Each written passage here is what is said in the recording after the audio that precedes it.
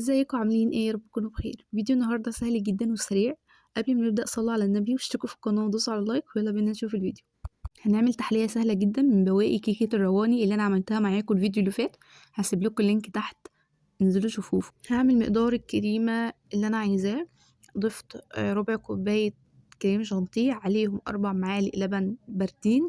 يفضل انها تكون متلجه، وعليهم معلقه سكر. مش هزود سكر عشان الكيكه عليها سيرب، ما تكونش مسكرة جدا. بعد كده هضرب الكريمة ومش هزود لها اي مية ولا اي لبن. لو انت عايزة تعمليها بمية عادي بديل اللبن لو مش متوفر عندك. بعد كده هضربها كويس جدا لحد ما اوصل للسمك ده. مش هزود مية او لبن عشان مش عايزاها خفيفة، فلو زودتي لبن او مية بتنفش على الضرب.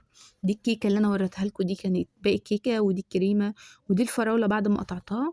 الفراولة كانت صغيرة بالحجم ده عشان كانت فراولة بلدي، على عكس الفراولة الكبيرة بتبقى مهرمنة. انما دي بتبقى صغيرة كده ورفيعة، بس بتبقى مسكرة قوي وبتبقى حلوة. جربوا تجيبوا الصغيرة بديل الكبيرة. اول حاجة بقى حطيت طبقة كيكة في الاخر، وعليها طبقة كريمة. بعد كده الكيكة هجيب اللي ما فيهاش سيرب، دي موم عادي. هحاول ان انا اشيل الكيكه اللي ما فيهاش سيرب عشان ما تبقاش سكر زياده. حطيت بقى فوقها طبقه الكريمه، وهجيب الفراوله بعد ما قطعتها بالشكل اللي انتوا شايفينه ده.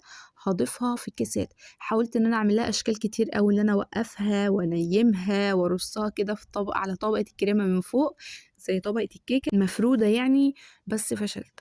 قعدت احاول فيها كتير، بس انا كنت عايزه المنظر يكون باين وطعم، اللي هو شكل وطعم. بعد كده بقى ضفت عليها طبقة الكيكة، وجبت موزتين قطعتهم بالشكل ده نفس الفراولة، وهضيف عليهم ليمون عشان اللون ما يتغيرش. التفاح والموز لو ضفت عليهم ليمون ما بيتغيرش. الفاكهة عامة لو ضفت عليها ليمون لونها ما بيتغيرش، بيحافظ على لونها نوعا ما يعني. بعد كده حطيت الموز على الكيكة، وحطيت عليها طبقة كريمة.